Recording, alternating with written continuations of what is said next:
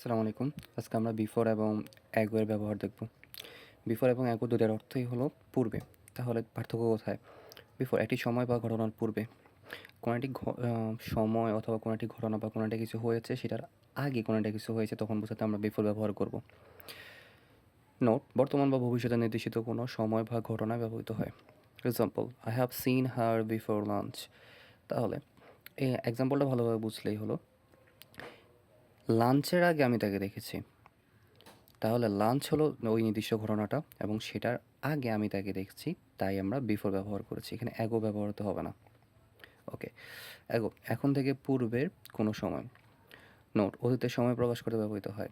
Example, I saw her 2 days ago. তো ago সাধারণত ব্যবহৃত হয় কোনো একটা কিছু নির্দিষ্ট একটা সময় পূর্বে হয়েছে। বিশেষ করে আমরা এখানে সময়টা উল্লেখ করে দিই 2 দিন আগে, 3 দিন আগে, 4 দিন আগে বা 1 মাস আগে বা 2 মাস আগে। এরকম একটা সময় উল্লেখ করে দেই যে এত সময় আগে কোনো একটা কিছু হয়েছে। যেমন এখানে I saw her 2 days ago, যে 2 দিন আগে আমি তাকে দেখেছি। ধন্যবাদ।